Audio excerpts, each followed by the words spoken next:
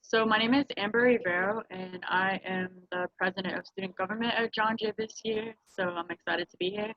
And I also have the honor of moderating this program that you all joined tonight, which is titled Brown Black People, and Their White Allies, Understanding Intersectionality in Our Troubled Times. And before I get started introducing our wonderful guest tonight, I just want to give a few housekeeping rules. So if everyone could please just stay muted during the first portion of this discussion, and then during the question and answer portion of the event, you can unmute yourself or submit your question in the chat.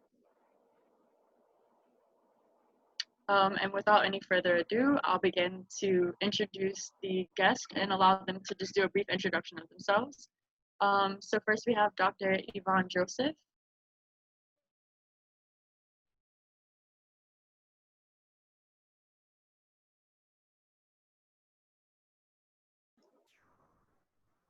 Yvonne, you're muted.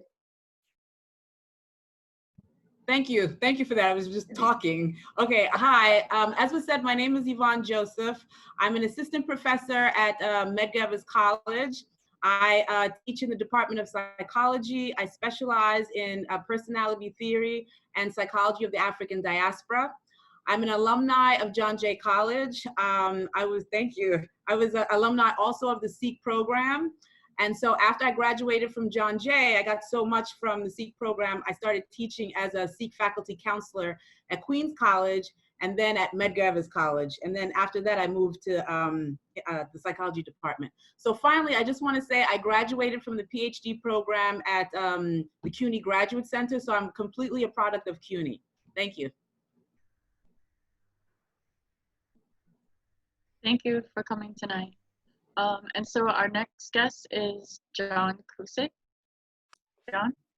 Hey, good evening, everyone. I hope you're doing well. I, too, am an alum of graduating class of 2013.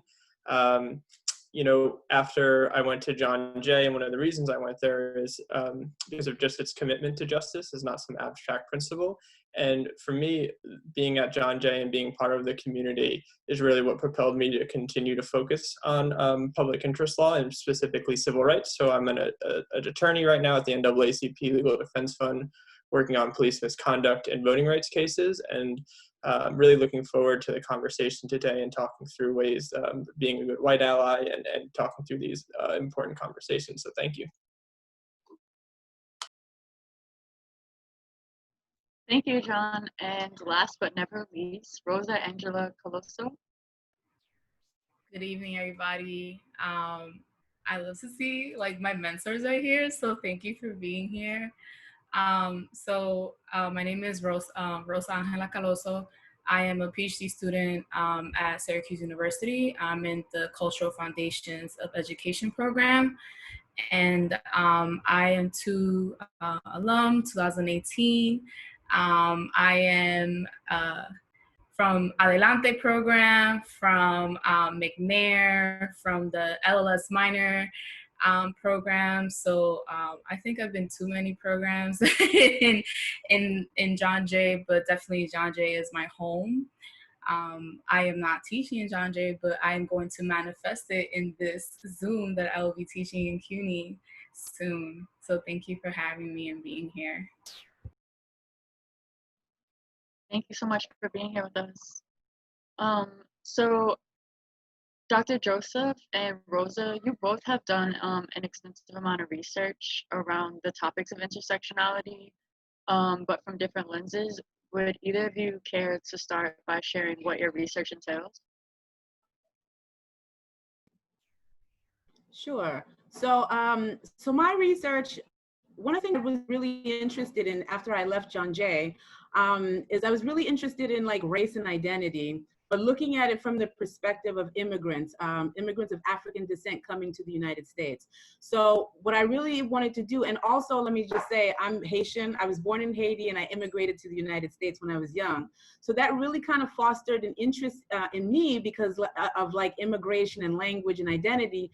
Because when I came to this country, I had to learn a new language and just adjusting to the whole system and structure and culture. So, so then I became interested in intersectionality. And so when I was doing my research, research, I was really wanting to know, how do Black immigrants from non-English speaking countries, from like Africa, Latin America, and the Caribbean, how do they negotiate race? And how does the process of racialization change for them as they leave their country and come to the United States? So I was really interested in acculturation, and that's basically what my work focuses on like the psychosocial adaptation to US culture and racialization. Thank you.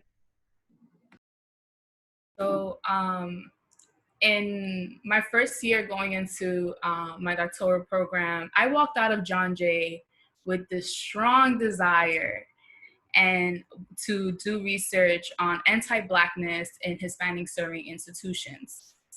And I wanted to look at how first year programs operate in CUNY, and it's specifically Hispanic serving institutions that exist within the CUNY system, concentrating on first year programs, and also looking at self-Black identified students within these programs.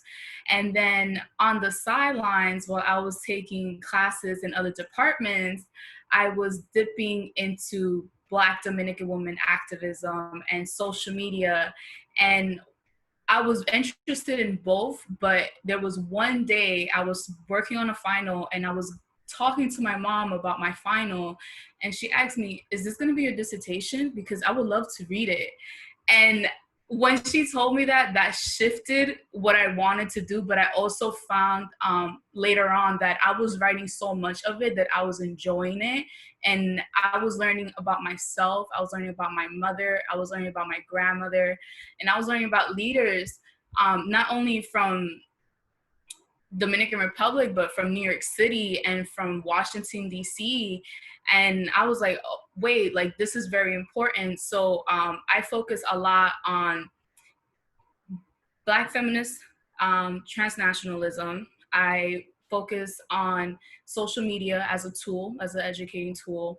And I also look at Dominican, Black Dominican women that do community building and activism using these tools, and using Black feminist transnationalism as a perspective, as a lens to analyze how they do their activism and community building. So that's really my chunk of research. And right now my summer research project focuses on Dominican immigrants and Dominican Americans in New York City from 1965 to present day, and how they did their community building and activism as a prequel to talking about contemporary Dominican activism and community building. Thank you for sharing that. And before I move on to the next question, I just want to quickly let everyone know that this event is going to be recorded. I forgot to say it at the very beginning, so just a heads up, we're recording the event. So the next question is, there's a rich historical context behind the diversity and identities in Latin America and the Caribbean. Would any of you like to dive deeper into that history and how it might contribute to modern day racial divides or intersectionality?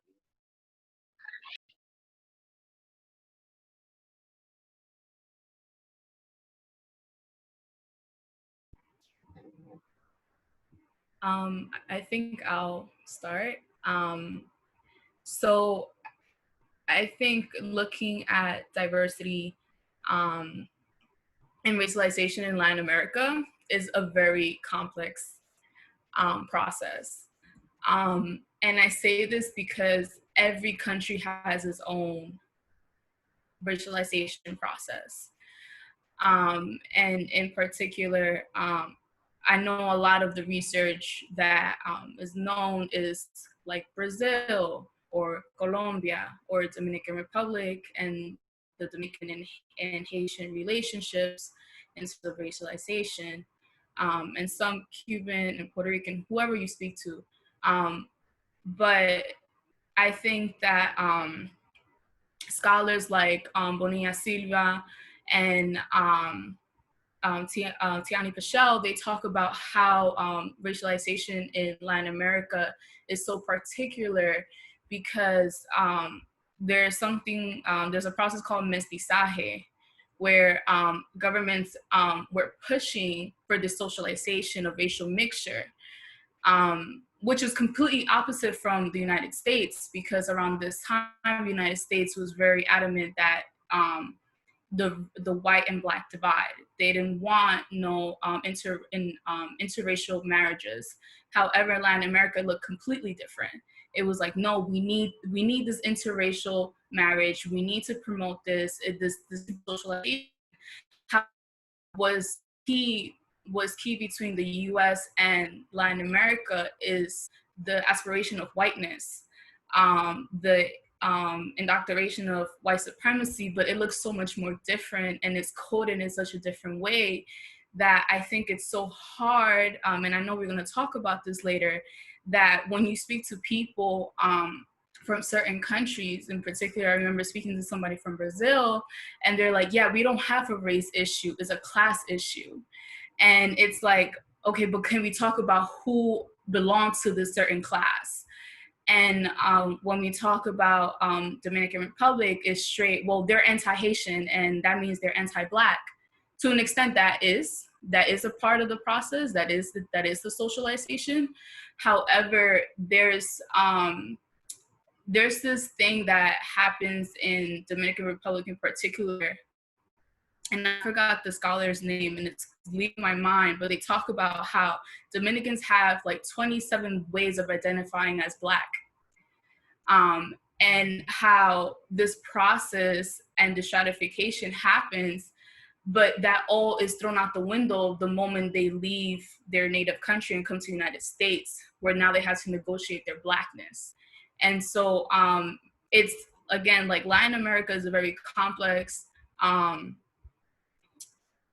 continent to really discuss when it comes to Blackness, and it's really a country basis, because we could look at Honduras with the Garifuna population, we could look at Belize, we could look at who is even categorized as Latin American, who is considered as Latin American, and who identifies as Latin American.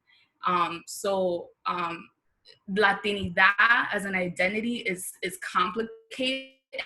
I could tell you myself, I struggle with that. I have to identify as Latina sometimes because I don't feel like I fit. But as we move forward this conversation, I would love to dig deeper into that. I'd like to add, thank you, Rosa. I'd like to add, like, when we think about diversity and racialization, the thing that we would think about first is colonization and U.S. imperialism, including capitalism, because all of those systems together really shaped the racialization process in Latin America, Africa, and the Caribbean. So in Latin America, for example, like in Panama, so this is some of the things that I learned in doing some of my research. So in Latin America, for example, when they were building the Panama Canal, you know, the U.S. came in to build the canal, and they pretty much implemented the same Jim Crow racial system that we had in the United States in Panama. And so it's interesting to see like a foreign country come into another country based on capitalism and recreate the same social structure in that particular space. In Africa, we have to think about colonialism and how places got, you know, countries were now divided, and then issues of the colonial ruler in terms of their language and culture got imposed on certain groups. And now you have these differentiations between Northern Africans who are closer to, you know, other groups and in terms of skin color. And then you have sub-Saharan Africa, where people are darker skinned, and there's a different relationship between the North, the South, and the West. So colonialism is very important in that. In the Caribbean, where especially like in Haiti, there wasn't the concentration of people of African descent was so huge that they were able to create a slave rebellion, European, out. But as a result of doing that, they paid dearly for their freedom, because now they had to pay all these taxes and so forth to France. And as a result of that, their economy got really, was really depressed. So when we look at issues of diversity and racialization, and then I have to say that you have to think about, like, each of those places were colonized by different people. different nations, and within those nations, they had different policies about, you know, intermarriage and miscegenation and so on. So all those dynamics really play, and then when you think about the African-American context, you know, there's a different situation with from slavery to Jim Crow to all these policies that have been put in place to subjugate and oppress people. And so I think one of the things that I think is important for all of us, regardless of where you come from, is to really understand how context shapes how people think, how they behave, so that you can understand better why different communities and different nations operate and think the way that they do, like when you interact on an interpersonal level.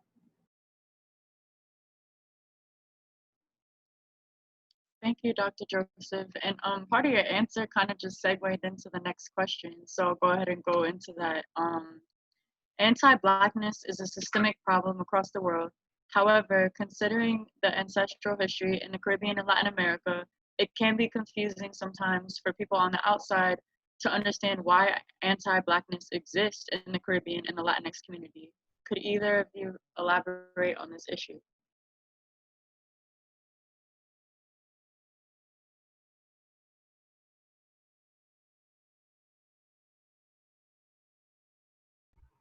I guess I'll go.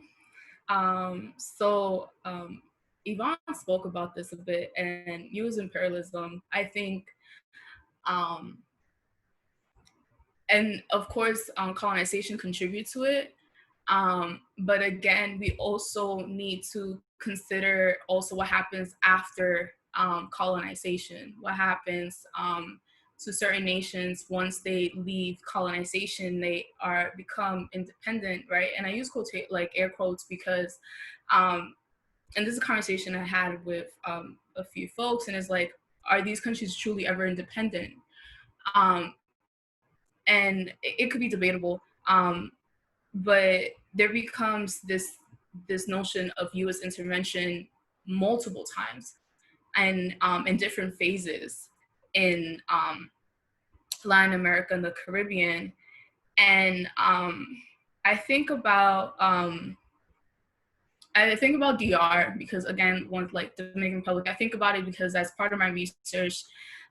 That's part of my identity, and it's very particular. And I think there's no coincidence that Yvonne and I are in this Zoom call because we're from a particular part of the Western Hemisphere that is rich of history, but it really shows how intertwined racism, sexism, homophobia, etc. is so embedded that when outsiders try to look in, we don't know how to assess it. And this even happens to scholars because sometimes we're like, well, what becomes the independent variable? What's the dependent variable for this research? And sometimes it's hard to look at it holistically because we're trying to grab everything that's around us. But I want to focus on U.S. imperialism, particularly because there was a time in Dominican Republic where the U.S. occupied the southwest of Dominican Republic for 8 years. And in this time, they introduced lynching practices. And they also were the ones who, in this time, instilled systems and operations to sustain the moment that they leave.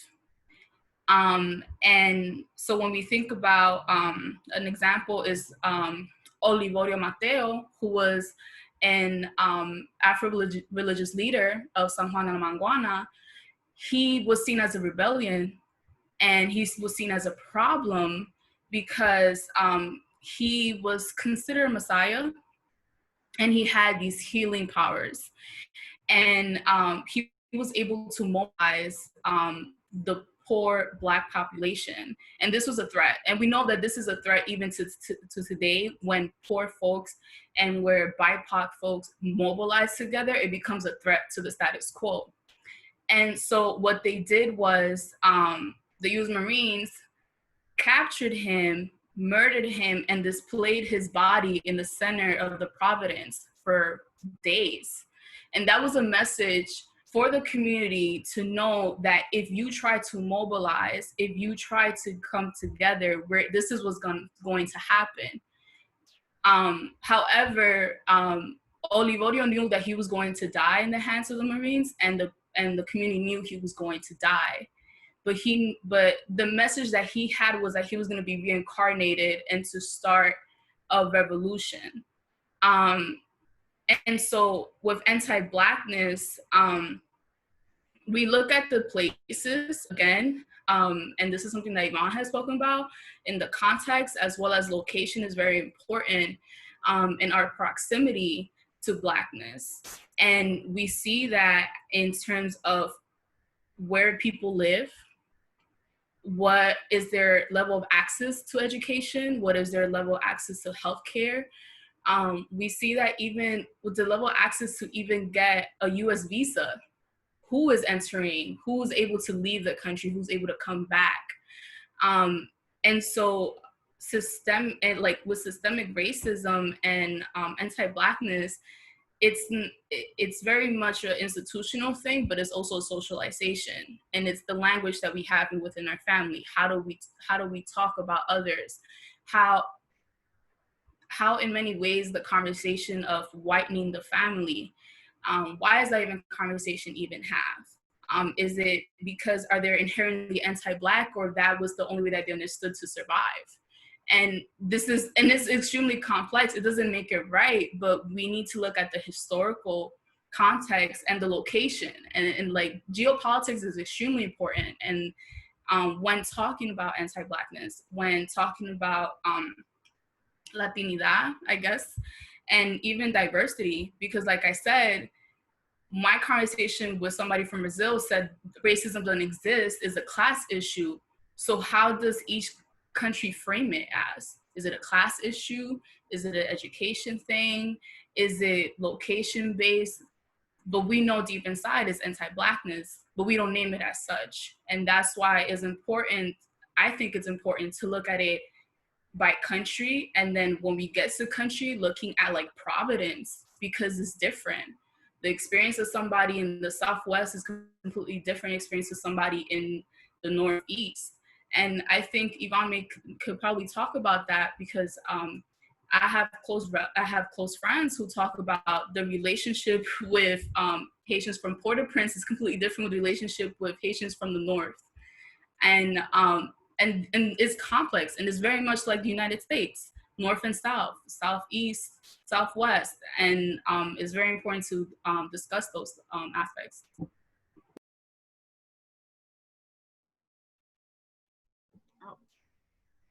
Thank you, Rosa. What I'd like to add to what you just stated is like you talked about context being very important in understanding the history. But when we go back, I mean, the whole thing in terms of anti-Blackness started with eugenics, right?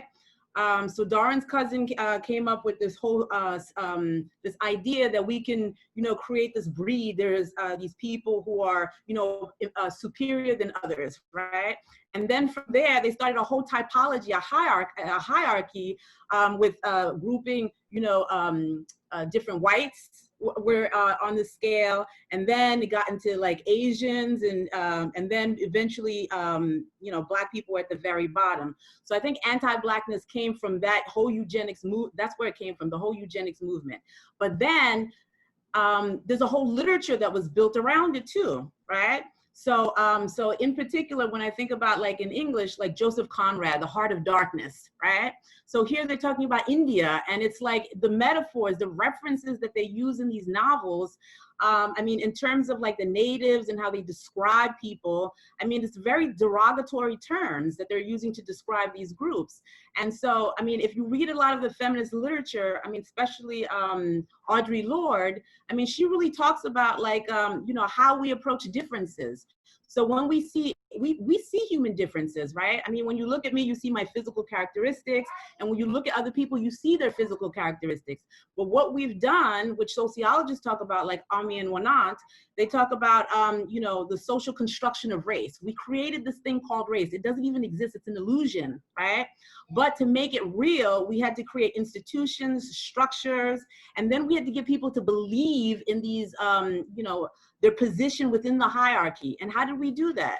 I mean, we have Jim Crow, we have slavery, and in other countries, we create different systems in which, you know, certain classes get certain access and other groups don't get access. So we actually create a whole behavioral system. We create literature. And then the group that is, you know, Black people, because of our physical features, that's the one group. I mean, when we had, like, if you think about American, you know, institutions of labor in particular, I mean, we had indentured servants, but the issue that we had is if they left, right, or if they ran away, the thing that you couldn't really tell, you could tell that they, I mean, you couldn't tell because they were white. So because Black people, because we have these physical features, when they took us from our land and they brought us here, if you tried to run away, somebody can tell because of your physical differences. And then in addition to that, we use stereotypes. We started stereotyping. When I think about psychology, like when we think, sometimes we group things together and we think of people in terms of certain stereotypes, and we reproduce those stereotypes on the media.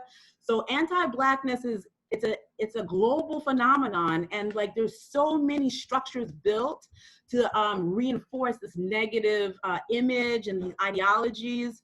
And so for me, in my understanding of the literature, that's where anti-Blackness comes from, is eugenics.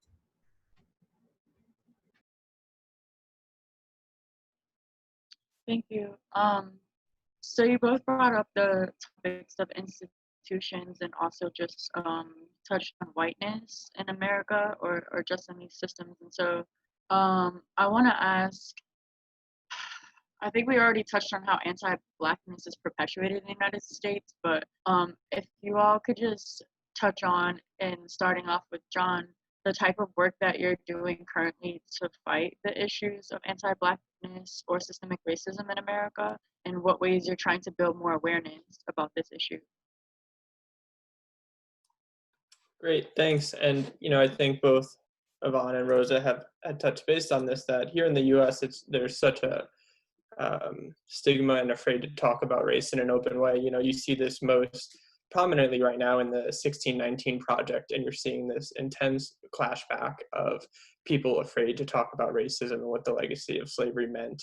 You see a Congress that has refused for so long to even hold studies on what reparations might be, to have a full conversation, not even whether that could even be a possibility, but just to study it, you know, as an institution. Yvonne brought up before and talked about the ways that the US, whether it's systems or stereotypes, have been used over the years. You know, you hear people talk about the glowing times, especially now in the 1860s with the Emancipation Proclamation and the Civil Rights struggle. But as MLK said, you see freedom and famine at the same time. And so you see America with this individualistic notion about picking yourself up from the bootstraps to justify why people can't bring themselves up. You see now a retrenchment back to colorblindness, that we don't need to talk about racism because if you just ignore it, it will go away. And so you see this constant, whether it's through the law, through policy, through school, this intense effort to really just avoid discussion at race at all. So where I am at the NAACP Legal Defense Fund, the mission of it is for full racial justice and for the full promise of citizenship and equal rights under the law. LDF was founded by Thurgood Marshall coming up on our 80th anniversary, and we work primarily in 4 different areas, which include voting rights, economic justice, education, and then police accountability, criminal justice reform. And so, you know, again, back to this common theme is you see that racism is so embedded in the DNA, that it's in every institution. You know, I think it's particularly important, and something that crystallized at John Jay is that if you want to be an expert in political science or economics or in labor, you cannot avoid talking about race. And I think, you know, it's important, and happy to talk through ways that John Jay was just such a resource in that space and ways to continue that. And so we at LDF use the law primarily to attack these systems, but, you know, I'm sure, and there are good conversations to be had, that the law oftentimes and still does perpetuate racism, white supremacy, and upholds those systems. And so in addition to ways that we've tried to figure out to use the law, we also have policy, organizing, and other mechanisms that run in collaboration to really try to dismantle and empower communities. And I think one of the underlying goals, you know, and this is a principle that's been happening now, is more of movement lawyering, where it's not just enough to win in the court, it's how do you transition power back into communities and take it out of the hands of certain structures. I think that's an important point, that oftentimes when you think of lawyers, you think that here they are coming in to save the day, when that's not actually true. You know, I think, you know, especially you see in the context now with defund police or other conversations, you know, abolition or defund, but these are not new concepts. You know, these are Black women, women of color for decades who research and work and have solutions to these problems, and now they're starting to see prominence. And so there are important discussions, and I know this gets into other questions we'll talk about today, but just what it means for white people to be at different institutions at the head and how it dilutes those messages. And so that's primarily what a lot of the work I do on. And one thing that I think is important to acknowledge, and you know, you're really seeing it in this environment, is just the recalibration of racism. You know, you saw years ago that people going to the would be denied outright voter registration efforts. Now, if you don't vote, you lose it, and you see these voter purge, and so you see this recalibration of what's going on. But the point is still the same: how do jurisdictions or how do governments evade their constitutional and moral duties? And that's one thing we really try to focus on in serving our communities and using the law, the Constitution, and moral guide really to try to pursue racial justice. So a little bit of the work I've focused on, and hopefully some of it will continue to be part of the discussions tonight. Thank you.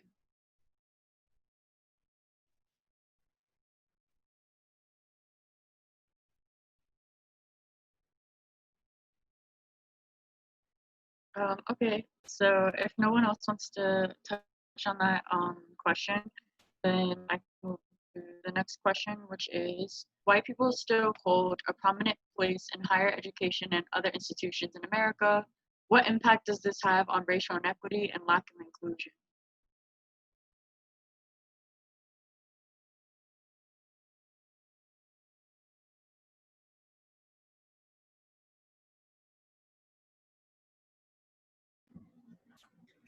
I'm going to share a personal story in response to this. So, like I said, I graduated from John Jay, and I love the experience that I had at John Jay. I went to school with the whole globe, and it was great.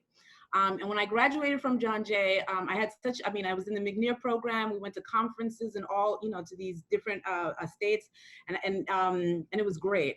And then, so I went right from John Jay to the Graduate Center, which I loved. But going into the Graduate Center, it was a cultural shock for me, right? And what I mean by a cultural shock, I worked really hard and I went right into a doctoral program, and it's CUNY. So I think I know CUNY very well because I lived in it for 4 years at John Jay, and I visited other CUNY colleges, so I know CUNY, right?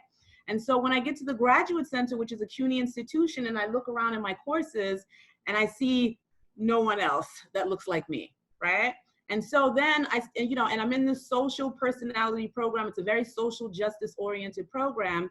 And I'm wondering, well, why is there not more students of color, right, in this program? So then that's when it really dawned on me that the educational system, like as we move up, not a lot of us get pushed, towards, even higher level of education. And then I think back, and I realized, had I not gotten the preparation, had the professors that I worked with not invested in me within the McNair program, I never even conceived of the idea of getting a PhD or going. I didn't even think you can go from undergrad to a PhD program. That wasn't something that, like, my family, we came to this country, nobody in my family had a PhD or anything like that. So I share this personal story just to say that, like, there gets to a point where you realize that there is something wrong with the social structure of education if, like, there's only a certain number of students. And I don't think I'm a brilliant or a genius or anything like that, but I realized that I got the preparation, the education, and the access to do research at the undergraduate level.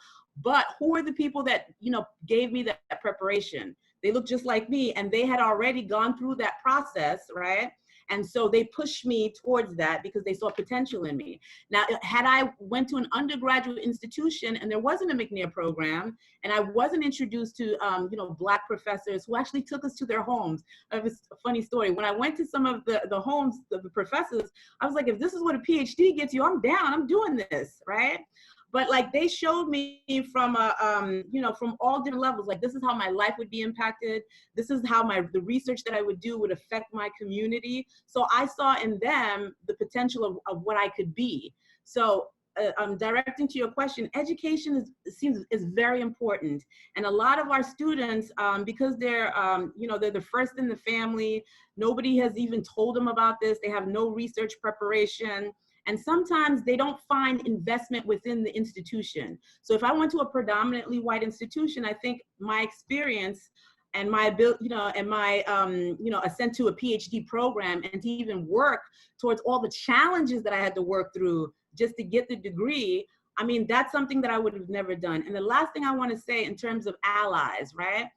When I went, the research that I wanted to do, so I was really interested in Black immigrants and how they negotiate, their identity and their racial process. And when I started talking about, well, Ethiopians, think, have a different history from, somebody from the Sudan or somebody from Haiti. I mean, some of the people that I was working with looked at me like, what is she talking about? Who are these people, right? And then I was like, I don't understand that.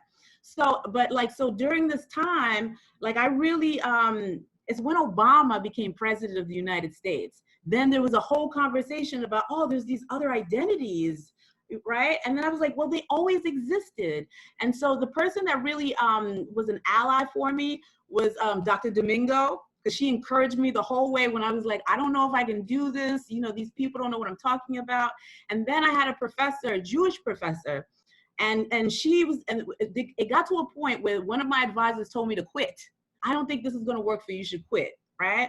And I couldn't believe it, but that affected me because we've been working all this time. So why would you tell me to quit? And I'm at the end. I'm almost towards my dissertation. So just to make this, to end this, because one of my professors advocated for me and said, Yvonne has a defendable dissertation, I was able to do the work that I needed to do. So I think within institutions of education, we have to find allies and we have to continue to support each other, and we have to make a pipeline so that more of us can get into those levels where we can start now creating research and doing work to document our history, our stories, and the things that affected our communities negatively and positively. Thank you. John, would you like to elaborate on how whiteness holding a prominent place in institutions like the legal field is still perpetuating racial inequity and a lack of inclusion for minorities? Yeah, I mean, I think at the founding, you see just initial entry into the legal system. You think of tests like the SAT, take a similar test at a law school where it's, we talk about the meritocracy, but it really is access to resources. I'm so fortunate that I went to a place like John Jay with the Pre-Law Institute and Nelson Test Prep, because I don't think I would have had any other opportunities to take any type of LSAT prep courses. And without those, I don't know whether law school would have been an option without having the space and resources to do that. And so, you see it in a number of different ways. This is the types of racial inequities in terms of hiring practices. You still see a lot of predominantly white professors throughout the field of law. You certainly see that on the federal bench, and there's been an even more extended of that recently, where you see, different administrations having up to 90% of appointees being white males. And that's why you're starting to see, again, the way and the sanitization of what happens in the law, where, again, you're starting to see this push for colorblindness. And so it's, there are certainly tons of barriers, not only to get into the field of law, but then, working within the field, the same types of issues that you see of racial isolation or racial hostility, you see those on different types of campuses, not just at prominent universities, but, in the fields that you work in. Certainly there are racial inequity. I think in certain classes you could have up to, in law school classes of 200 to 300, where you might only have 4 or 5 Black students. And again, this gets back to the systemic issues that are underlying the law profession and the legal sphere. And so I think, first and foremost, what that does is it completely detaches real experience and real meaning. And so, fortunately, there's been a little bit of a reevaluation in terms of what curriculum should be like at law school. But, for me, in going to law school, you could talk about, these cases from the 1800s or the 1900s and not have a real discussion about what race means and what racism in the US means. You can talk about property, but without actually talking about what that meant and what it means today. And so I feel like there's barriers of just getting into law school, which are still there. And there are a set of structural incentives and programs that really make it difficult for Black students and also students of color to really achieve in meaningful ways. And so the hope is that, especially in the wake of the murders of Breonna Taylor and George Floyd, that there's a re-examination, and schools now are starting to also think through ways that maybe LSATs and these other tests that really are tests of exclusion because they rely so heavily on resources. Maybe we need to rethink what admission standards are and who we're including in. And I think that's an ongoing process, and certainly you can see why, and I think this is one of the biggest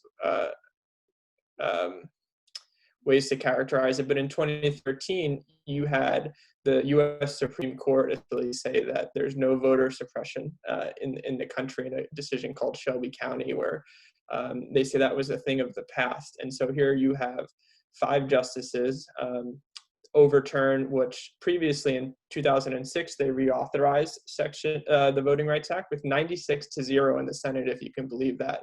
You had almost unanimity that there's a reason for ongoing federal intervention to prevent forms of racial discrimination and barriers that impact communities of color.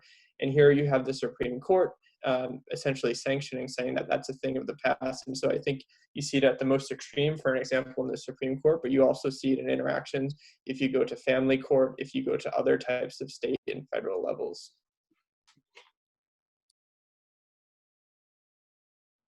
Thank you.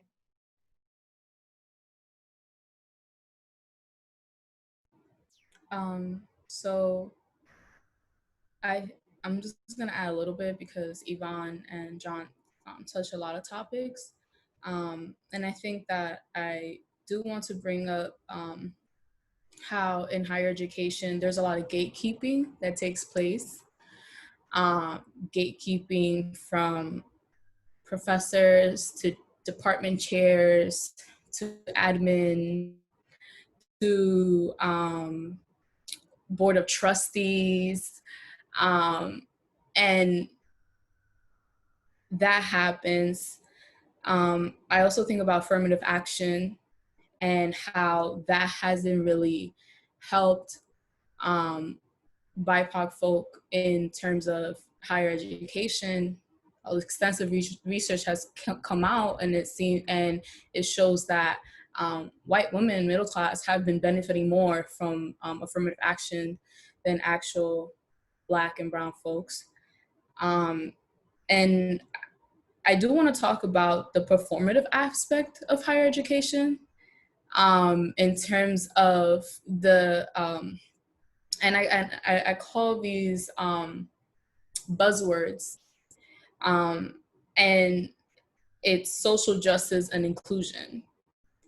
And it seems very performative. And when you read mission statements from universities and colleges, they talk about diversity and inclusion, and it's hard, and especially it's hard to see that because sometimes we ask ourselves, who are they specifically trying to include?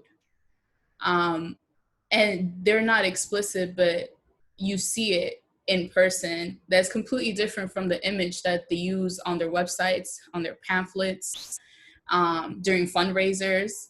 And from my personal experience, going from a Hispanic study institution to a predominantly white institution was a complete shock. Going from a public school to a private school, complete shock.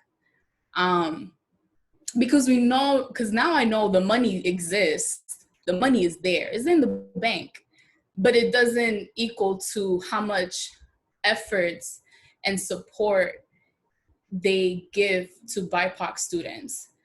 And it doesn't show how much support and resources they provide for certain programs, certain departments who they want to fund, and even professors. And that's key, because we read about Black women having the superwoman complex, but there's a reason for that. There's a reason why these complexes exist. And this also exists for other BIPOC professors who are trying to get tenure, do their research, support their mentees, teach their classes, go to conferences, manage their own personal life, and the salary doesn't match. The support system in terms of who's participating in your research, if you're gonna get funding from the institution, doesn't exist. And then you question yourself, like, how does this even happen? And then you see on the website, you're like, oh wow, like I think one key example was when I was talking to I was talking to a colleague. We went to the school website and we looked at Greek life, and they showed an image of Black sororities and fraternities, and I'm looking at it and I'm like, but those don't exist anymore on this campus. Like, this is not representative of the student population. And then you have certain, and I think also we could talk about data and how certain institutions kind of butcher their data. And they say, well, we have students of color, but they also like to include international students in their students of color population. And that becomes a tricky thing, because now we're like, okay, so who in particular, which countries are they particularly coming from? Is there a reason? And so I think about that, and I bring that up because I feel like a lot of times social justice, the terms social justice and diversity and inclusion is thrown out so easily, and it's very performative. And we could even talk about, when we talk about Latinidad, like when we talk about Latinos, the Latinx population, it's just like half the time they don't look like me, they don't look like my mom, they don't look like my grandmother, and they don't include certain countries in that narrative also. So that's another and I think that it becomes difficult, especially in higher education, because as Yvonne said, the higher you go, the lonelier it gets. And we're not going deep into that conversation, because I feel that's another Zoom call itself, because when you are Black, Indigenous, or a person of color in grad school, or even just an undergrad in a predominantly white institution, you struggle a lot, because there's mental health becomes deteriorated, because you're fighting so many battles from so many different angles, from folks questioning your research, asking you, why is it even valuable? Why do you want to do this research? To not getting the funding that you deserve, or the stipends that you deserve, and also battling classmates that are not mindful of what they say or what they share. And this is not equating, and I think many times when BIPOC folks talk about their experiences in higher education, it's always like this conversation of like, well, it's always like a Black faculty member, a white faculty member, or a white colleague, or a white student in our class. But sometimes I feel like we find it hard to talk about when it's somebody from our own community also causing the harm and perpetuating this internalized anti-Blackness, this internalized oppression, and spewing things that you're like, wait, that doesn't make sense. And so I think that, and I don't know for Yvonne, but for me, like my first year of grad school, I definitely learned skin folk and kinfolk. And it was a rude awakening. It is a very rude awakening. And we see that also when we do our research, when we look at leaders from our countries and leaders from our state or from our city or like our local community that you're like, oh wow, like you really think that? Or it's like, oh wow, this is a sellout, like this person's a sellout. And so I think I think it's very important to interrogate not only our counterparts but also people within our community. And how does accountability look like for both ends?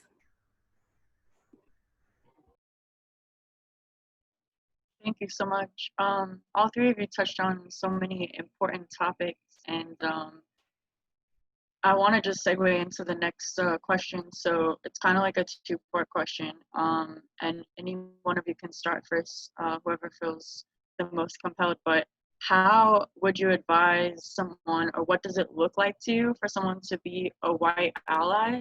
And how would you advise someone in this day and age with all of this focus on anti-racism work and diversity and inclusion to include people like yourselves or other people of color to come and be a part of that education and awareness and to speak out, but without tokenizing the individual?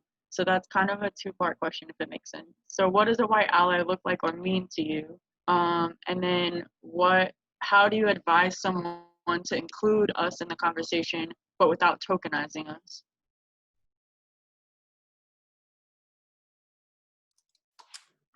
And I'm happy to talk a little bit about the first part of that question with the caveat too that, you know, the kind of three buckets that I've been thinking through are obviously not exhaustive. It's ongoing. I think, you know, the first, again, and we've touched base about this, is just understanding this nation's history and the narratives around that. You know, I think it's an important point to really be comfortable and okay in having awkward conversations with that truth telling through reconciliation. You know, I think it's important, especially today, to think through the ways that you're seeing, you know, the ways that racism subtly manifests itself. And you're seeing that, you know, it's no surprise that as, you know, especially with candidates of color not only running more often, you're seeing voter registration turnouts, but also candidates winning, that you're seeing this recalibration of civil rights being retraction. I don't think that's at all not a coincidence. You've seen the same type of historical arc. Whenever there's been gains, there's been this increased entrenchment. And so I think the first part is that's for white people like myself to keep reading, doing the work and understanding and making those connections, doing it on our own, not you know, expecting someone else to do it or relying on other people. You know, the second, and I use the term good ally because I think it's an ongoing process that you have to understand that there are going to be times where you might say something that's not right, or you might not have the right understanding, or you might even have good intentions, but what you're advocating for might not be that helpful. And so, you know, certainly it's not, even attending this session or going and reading a book is not the end all be all. It's a constant process that you have to decenter yourself. You have to listen and listen and listen some more. You know, I know that Rosa talked about this, the performative aspect that you see in higher education, but you also see that same performative aspect in allyship, where people now know what lingo to use, you know, especially, you know, people are familiar with social media activism, that there are ways that you can avoid certain criticism, but still use it as a way to build a platform for yourself without actually really doing the work. And then I think the third bucket is really holding people accountable and white people accountable in your own circles. You know, I think it's important to use connections that you have. You know, one of the things that's been really disheartening that I feel is oftentimes there's also this theatrics on social media where you see people wanting to call out others. And you know, I use the context here, especially for when I see my white friends do it to other white friends, is that like, if you really want to have a conversation with somebody and try to bring them on a personal level, have a private conversation with that person. It doesn't need to be, you know, this back and forth over Facebook when you're trying to outperform or outdefend someone. And I think that's something that you have to pay with, that if you really want to do this work and do it well, that it's going to be conversations that no one's going to see. You're not going to get any attention for doing the right thing. And you need to be okay with that. You need to be vulnerable, and you need to have yourself a system that other people are going to hold you accountable. I think I was very fortunate to be at a place like John Jay, where I was introduced, you know, to Charles Mills, The Racial Contract, with Professor Amy McDonald early on, and to have these conversations when I was first coming onto campus. They continued through debate club. They continued with other conversations, but that isn't the burden that other people of color should be, you know, responsible for my education. I was very fortunate and had people around that were willing to walk and hold me through it. But at the same time, also realizing and recognizing ways that you can do that proactively and do it with your own communities, and also do it in coalitions. And you know, it's okay to be awkward. There are going to be tough conversations, and I think, you know, the last point that I'll make is that it also means that white people are going to have to give up stuff. That means, you know, it's tough conversations about the role that sending your kids to private versus public schools, that plays a big part. We've been talking about higher education and equity and access. There are going to be conversations if you're in an interracial relationship or have interracial children. And so these are conversations that are going to be tough. But I feel like if this is a process that you're not doing it for some type of fame or something, but you're doing this because you see the liberation bound. And so I think those are kind of a lot of the social justice principles that I was fortunate that the classes I took at John Jay, the clubs that I was a part of, and that were instilled in me, and fortunate and hope to continue to do. You know, definitely here to learn. And if other people have suggestions too, please, you know, looking forward to the Q&A for any points to build on, and obviously Yvonne and Rosa too.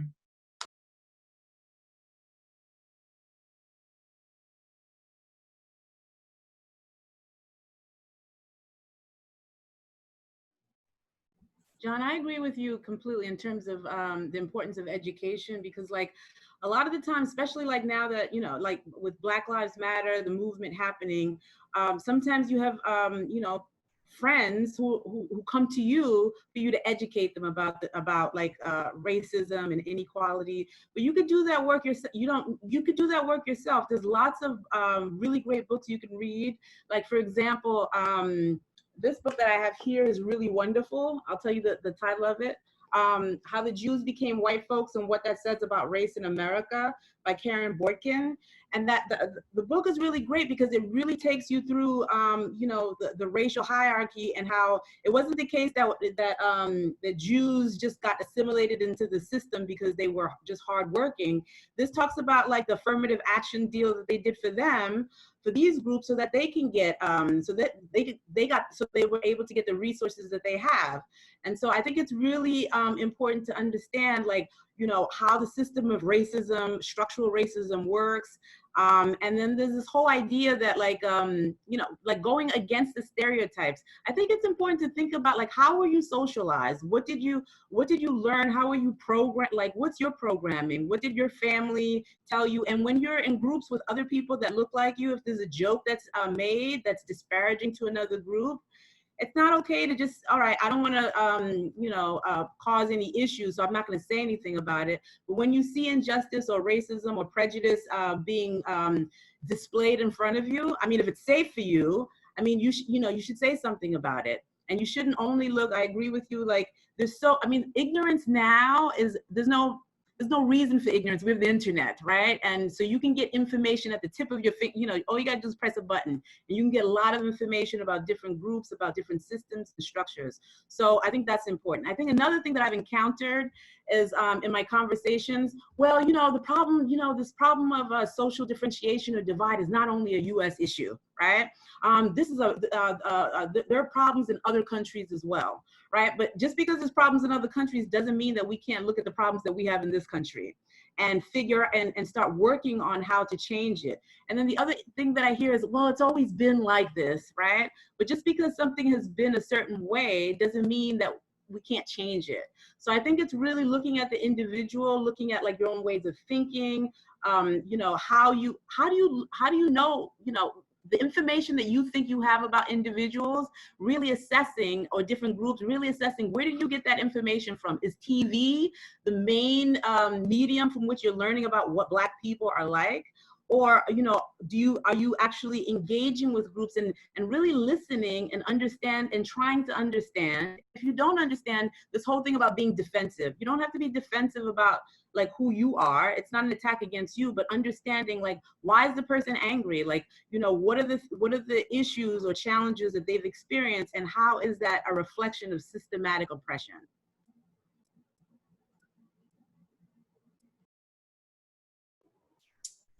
Thank you, John and Yvonne. Y'all both hit some points, and while hearing y'all both speak, I think about this book called We Want to Do More Than Survive. I believe that's it. We Want to Do More Than Survive by Bettina Love. And if you don't want to read the book, her talk is online, and she talks about the difference between being an ally and a co-conspirator, and how one has to do more than being an ally. And she gives the example of Bree Newsom, who in 2015, if anybody remembers, she climbed the flagpole and took down the Confederate flag in South Carolina. Now, this other person, his name is James Tyson, joined her, and he placed his hand on the flagpole. And the reason why he did this was because the police wanted to tase the pole, because they knew if they were to tase the pole, Bree Newsom would have fallen and they would be able to arrest her. But it's a little bit more different now that there's a Black woman, she's on this pole, took down the Confederate flag, and there's a white man with his hand on the pole. And they can't tase the pole anymore, because if they tase the pole, they also tase him. And they understand that the moment that they harm a white man, it's a whole different uproar. And so she brings up this example because, and her, I'm meaning Dr. Bettina Love, brings up this example as James Tyson being a co-conspirator. I hope I'm saying that word right. But what that means is that you're willing to take a risk for someone else. You're willing to take the risk for a cause. And like John said, the performative action like that happens on social media isn't enough. And I'm also aware that certain folks weren't able to go out to the streets and protest because we are in the middle of a global pandemic. Some of us are immunocompromised, and some of us are not able-bodied. And I think that's the privilege of being able-bodied comes like last, is always in the back burner. And we don't think about that when we are talking about being an ally or a co-conspirator, or what does it mean to be active, an active anti-racist. And so really, I also want to talk about how as BIPOC, as Black, Indigenous, and people of color, we also need to engage in this movement, and we need to engage also in the anti-racist work. And we know, as we mentioned, that anti-Blackness, racism, and all these other forms of oppression exist within our own communities. And social media, it's entertaining, but then sometimes it's very stressful. And it becomes stressful because there's like, well, you and your community need to do this, and you need to do this, and you need to do this, but what about you? And it becomes pointing fingers, and we go in circles. And one thing that one of my professors told me in grad school was, you have to do the inner work within yourself while simultaneously doing the work in your community and globally. You can't just think and be like, well, let me fix myself first, and then I could go help everybody else. It doesn't work like that. And I think the perfect example is when you go to therapy, you're there for an issue, but you don't stop your whole life to go on to work on these issues, right? Because you have to put them into practice. Because if you don't put it into practice, then how are you truly learning? So that's one thing. I know we're very quick to be, and I think as scholars, we're really quick to throw books, be like, well, you should read this book, and you should read this book, and you should, and it's like, no, I don't want to read. and I mean that, and I'm being very honest. And I think that, and I think this Zoom call is, I'm being very, very honest with you all. And I think as even professors, like, I'm pretty sure y'all don't expect us students to read everything y'all tell us to read. Some of us are gonna skim through it. Some of us are just gonna go online and see how somebody else summarized it. And that's okay. And I think it's okay. I don't necessarily think that just reading a book will solve racism or homophobia or transphobia. I don't necessarily think so. I do think that it's through dialogue, it's through action. I do believe that even podcasts, there's some great people out there who are creating content that are not even scholars to begin with. I love listening to the podcast called Tea with Queen and Jay, and they are actively, I'm always learning from them, and I'm like, wow, okay, I need to go watch this on Netflix now.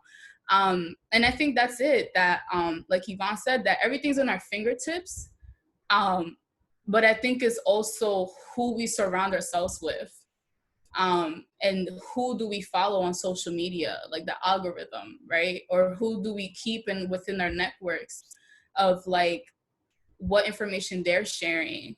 And we know that even though the internet is available, there's still false information being spread. There's still false stories that are being shared.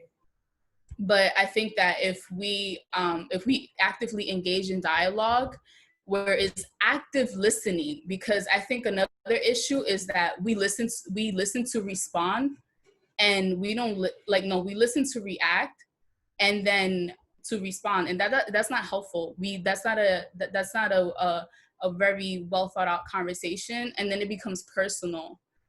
And it shouldn't be personal. Well, at some levels it is, let's be honest. Some of it is personal. I'm not going to lie, I can't hold back. I can't be politically correct right now. But sometimes some of the things are personal, because when somebody attacks what you think and your idea, you automatically go into a shell of you feeling that you're wrong.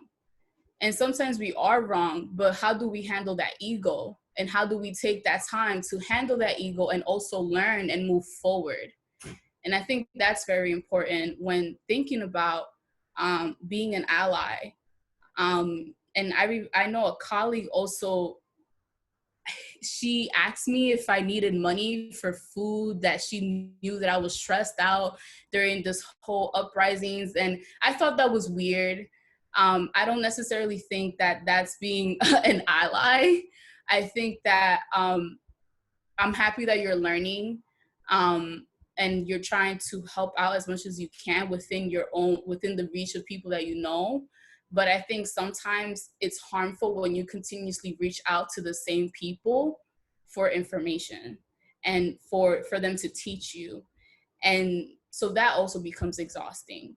And so I think it's all about mindfulness, being open, putting ego aside, and really questioning what we have been conditioned to believe and learn, and how really this is not the first time that an uprising like this has occurred. This is just another way to show you that yes, this has been existing for a really long time, but it's not okay, and we need to change it.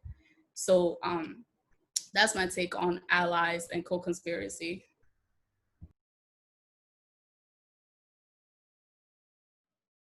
Thank you so much for everyone who spoke, and just for all of your perspectives and all of the great answers that you just shared with us. There's a lot of other topics that I'm sure that we would want to cover right now, but I just want to open the floor up for question and answers. So in case anyone has been waiting, just go ahead and raise your hands in the participants box. There's a raise hand feature, and if you raise your hand, you can ask a question. If there's someone specific that you want to answer the question or that you're directing a question to, please just say that when you ask the question. If not, you can leave it open-ended.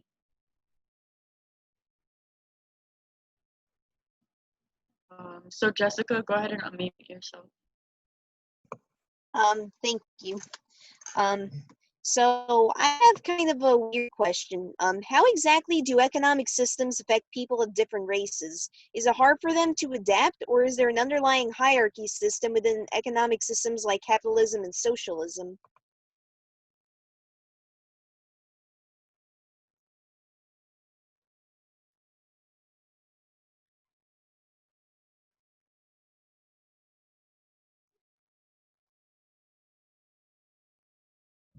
I think that Jessica Gordon Nemhart, our economist, needs to unmute herself and answer that question. I was trying to let other people talk. Hi, Jessica Gordon Nemhart. I'm a political economist. I'm an Africana Studies professor. It's a complex question. I'll give you like the real quick short answer. And actually some of the presenters kind of spoke about some of the economic consequences. But there's absolutely an economic consequence and an economic burden in a racist society. And actually, capitalism is probably the worst offender, but other societies that are still racist that try to change to a more egalitarian economic system also have a problem if they don't address race.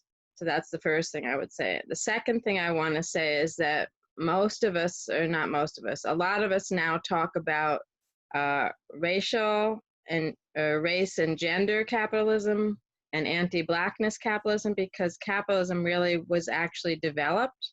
Capitalism and racism developed together, so that part of that social construction of race and part of the even the rise of the eugenics movement was to justify the enslavement of African peoples.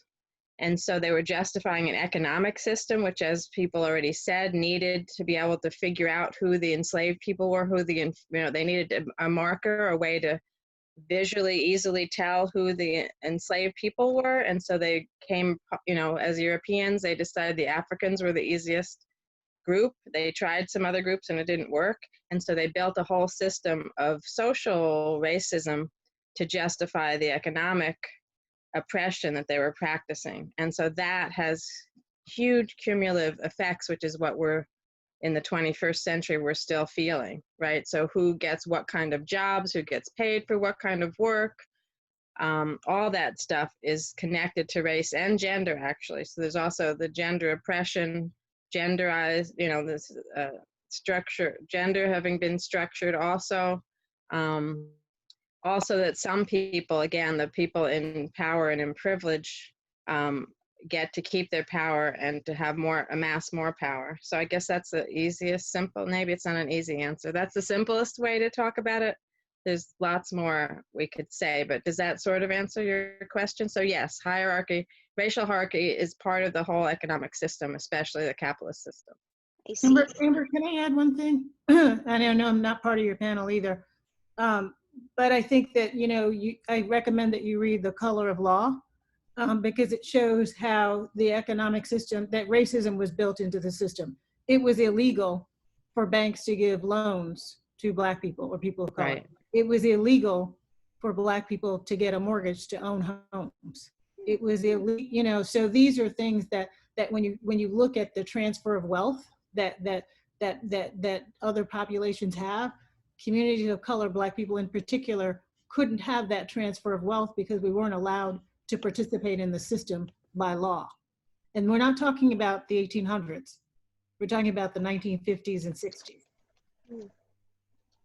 I see. Thanks, great And even point. now, if I could just add one, even now, like when I was working as a counselor in the Sikh department, at Medgar we offer associate's and bachelor's degrees. And I had students that wanted to change from the associate's degree to a bachelor's degree. But if they changed their degree to a bachelor's degree, they wouldn't qualify for social services. I mean, so this is like a modern day example. This is an individual trying to better themselves, move to a higher degree. But if they do that, they're going to be penalized and not get their social services. So, I mean, even today, these things are happening. Yeah, and just to add real quickly, because I was reading Karl Marx over the summer, And I think it's a little bit easier to digest now that I understand his language. Um, and, but it also takes, if you really look during the industrialization, like the Industrial Revolution, and how even classes became even stratified. And we're looking at the working class, the working poor. And particularly he talks about the poor white in that time, but also he brings up slightly how Black folk were also involved in that, and how the Black body is commodified. But they don't get what their labor isn't paid for. They're paid for just their being, so just like their body, and that's really what slavery was. And we could even talk about sex trade also, because sex trade is like even before colonization that existed, and how the commodification of a body is used and sometimes manipulated, and that's how you see it impacts certain communities.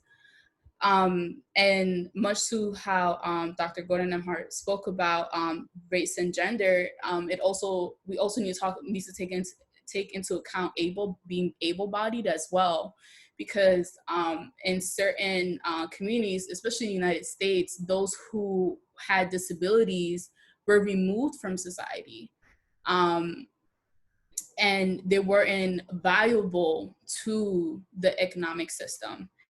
And so that was one thing that I wanted to bring up. And also I do want to bring up, during the Great Depression, a lot of the, they have like the transcript of the WPA narratives, like the slave narratives, where former slaves were being asked by white interviewers, whether they lived a better life being a slave than being free.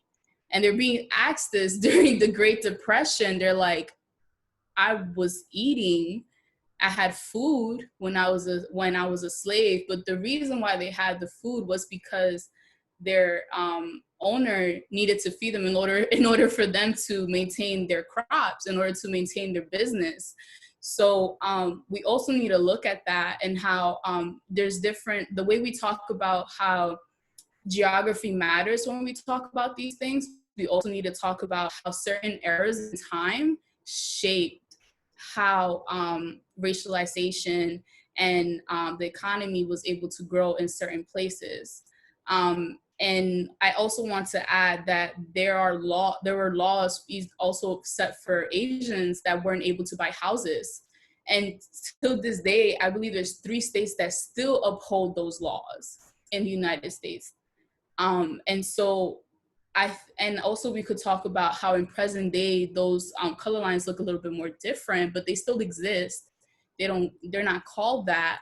I guess we move into this new phase of gentrification, but we're pushing people out and to improve the community, but what does that look like? Or for economic growth, what does that look like?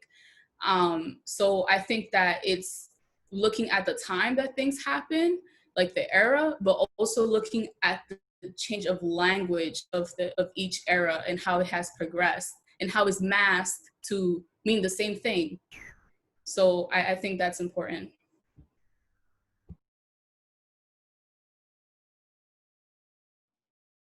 Thank you. Antero, go ahead and ask your question. You can unmute yourself. Thanks, Amber.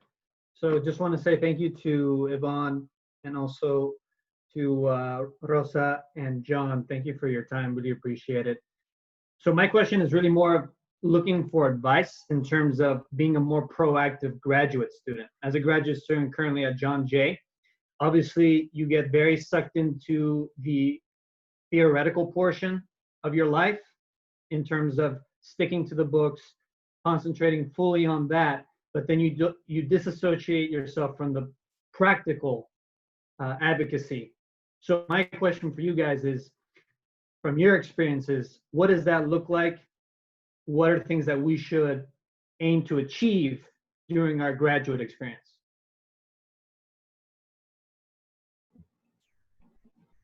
Thank you for that question. That's a great question.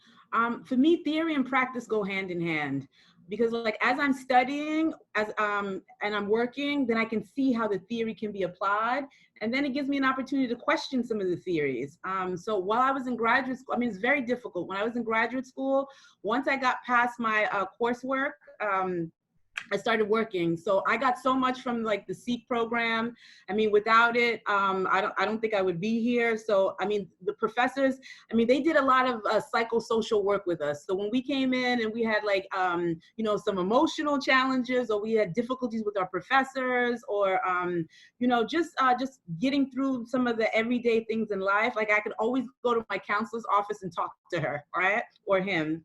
Because I had different ones. So I found that as I was learning different theories about race and counseling and intergroup relations, I found it very helpful to be working. And when I was working on my dissertation, I was also still working as a counselor. So that really gave me the opportunity to study and to apply, and to really question and to really conceptualize, like, you know, what is my direction? What is the path that I want to go to? Because as a result of working with the students, I began to understand the issues and challenges that they have more specifically.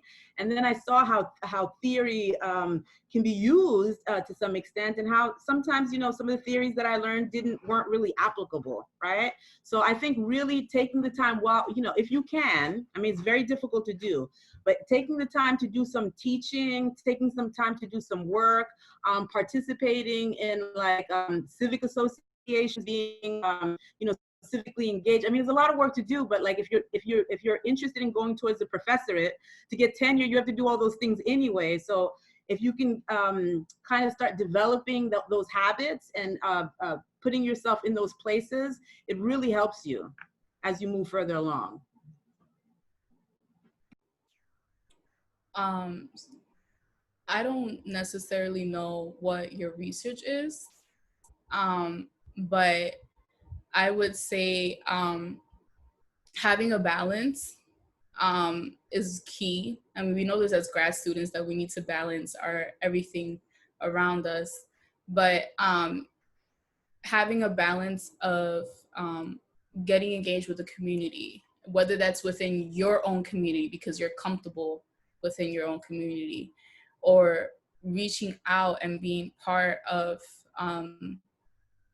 organizations or clubs. And one thing that I was told immediately the moment I got to grad school was, don't only get sucked into the school. Don't get only involved in the school. Because the moment that you do that, you lose sight and you self-isolate yourself. And sometimes certain programs do that intentionally because they want you to be focused. However, just because we're doing our work doesn't mean that the world stops for us. And then once we're done, we could go back and join in. Certain things tend to escalate outside of academia. So my advice to you would be, search for community outside of the school, outside of John Jay. I particularly have, I have a friend, she's also an alum. She created a women's social club, a free social club. And she also has book clubs. She has meetings where women can get together and just network. And it doesn't even have to be network, just socialize. Because sometimes I think we do the mistake of only surrounding ourselves with people within our field, that when we get to, for example, our family, we're not able to articulate what we want to say, and we make it more complex than what it needs to be. And for me in particular, I make it my goal to write research and to make sure that my research and my writing is accessible. Meaning that if my mother can't understand it when I translate it in Spanish, then I'm not doing a good job. If my cousin who's never graduated high school can't understand what I'm saying or what I'm writing, then I'm not doing the work that I need to do. Because for me in particular, I truly believe that research should be accessible. I don't believe that we need a university login to access academic journals. I'm very much the person that will download all of them and I'll send it to friends, or I have a whole Google Drive where I'm like, hey, here it is. But making research and academia accessible, and this is what I mean by gatekeeping, that sometimes we intentionally isolate ourselves and isolate our own research, even though we believe that we're doing the work for our community, but sometimes unintentionally we isolate them by making the work inaccessible. So I think it's very important for to take the time to really evaluate what things you can do within your reach, but that is sustainable. That's something that you're gonna burn out doing. And this is something that I had to learn while joining activism groups in grad school, because sometimes you will burn out. And we know this as grad students, we will burn out, but the burnout is even more real once you get into social justice movements. The burnout is so real because it's personal. It's about your livelihood. It's about, it's a matter of life and death. And so you have to think of ways that you can do and sit with yourself. And if you find guilt while in that process, don't take it too hard, but also if you're feeling guilt, then there's also a part of you that knew that you could have done more, but that's okay, you still have time.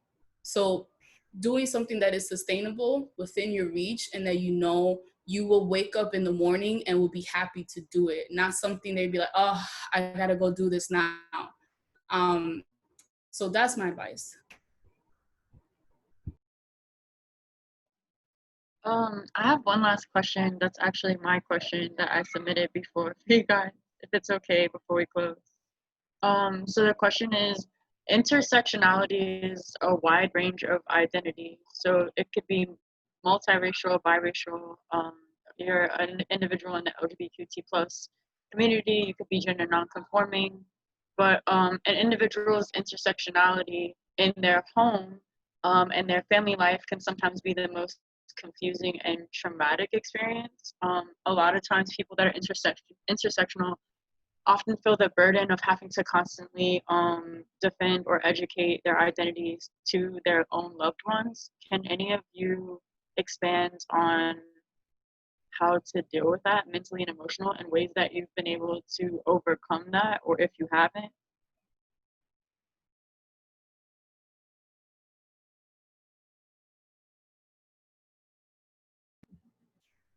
That's a really great question, Amber. Living at the intersections is both, it's both a blessing because you get to see, you're part of so many communities at once, right? So you get to see and relate to all these different people, but at the same time, it can be very difficult because there's all these different opinions, all these different viewpoints, and there's all these different systems of oppression that you have to navigate, right? So sometimes it could be patriarchy, women are, like in my culture, women are kind of, depending, on your class status, but women are supposed to be kind of subservient to men. Then you have like racism, right? Because, I'm in this skin, in this body, people view me certain ways. Like when I come into a room, if I'm with a white colleague and they're looking for Dr. Joseph, it might be the white colleague that they come to, are you Dr. Joseph and not me, right? And so, and if you have, if you're in an interracial relationship, your partner can be an ally to you and can support and understand and try to understand what you're going through. And sometimes, members of the family are saying really, derogatory or mean or hurtful things, and they don't even realize that what they're saying is hurtful. So, and then this is very personal because this is in your home, right? And so, sometimes you feel like, you want to push and educate, and sometimes people are just uncomfortable having these conversations, right? And so, being at the intersection, like I still struggle with it. It's very difficult. But what I have as a resource is, my husband's very open-minded. My daughter, I explained to her, the importance of really understanding like history and questioning what people say. Even in my, like coming from a Caribbean background, Caribbean people have a view of African Americans and even if, even though I'm from Haiti, when I go back to Haiti and I speak Creole, my accent is different. So then they tend to see me as a diaspora. That's what it is, diaspora. And I'm like, and I really identify with this. I'm like, no, I'm just like you, right? And so you have to kind of like, you know, kind of navigate everybody's perspective of like what your categories represent to them. And then, but there's a way that you exist in all those categories, and there's a meaning that you give to those identifiers. And so so it's not always consistent with what members of your community associates and think those like how it should be. But it's really about being comfortable with who you are, right? I'm a member of all these groups and I exist in these groups, and I'm just gonna be me. And like, you don't have to accept me, you don't have to like me, but this is just who I am. And I think it's really about learning to be comfortable in your own skin. People say that a lot, but it's just like embracing yourself and having people that can support you. The great thing I find about intersectionality is you have a lot of people in different communities that can support you. Sometimes if if the Haitian people in my community can't understand what I'm talking about, right? Because maybe they're not experiencing those things, because I'm also part of these other communities. Now I have these other communities I can go to and say, you know, I've been experiencing this based on this identity, and I can get help and support there. So like, for example, like being a college professor, when I first started the process, I came back to my professors at John Jay. And I remember at that time, Dr. Booker was led the McNair program, and I would come back to her and I would talk to her. And even now as a professor, like I still have those resources, so I can talk to her about like what it's like to be what it was like to be a doctoral student, what it's like to be a professor. If I go to my parents, I mean, they can't really, identify with that experience, but I have this other community that I can go to. So I think the positive thing about intersectionality is because you're a member of all these communities, you have all these different people and resources that you can go to when like maybe this member of your community has no clue and can't really empathize with, the situation that you're experiencing.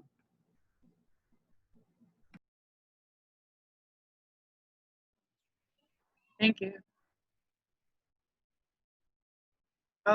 So we're gonna go ahead and close the program. So I just want to thank everyone for coming out tonight, and I just want to thank the following sponsors: Africana Studies, the Black Student Union, CISO, which is the Center for Student Involvement and Leadership, the McNair program, which you guys mentioned a lot during this program, our Office of Alumni Relations and Annual Giving, the SEEK Department, and Student Council. And I also just want to let you guys know that there's one more event coming up in this series. It's on Tuesday, August 4th, called Where Do We Go From Here, from 6 to 7:30. And it'll be an open discussion on moving forward and the work that needs to be done. So locally at John Jay, and maybe just outside in our community. Myself and also Carlos Hines, the BSU president, will be panelists at that event. So I welcome you guys to attend. And thank you all for this discussion. Thank you for it being open and honest and flowing. And I just appreciate everyone for coming. And thank you all for the guests for the work that you're doing. Have a good night.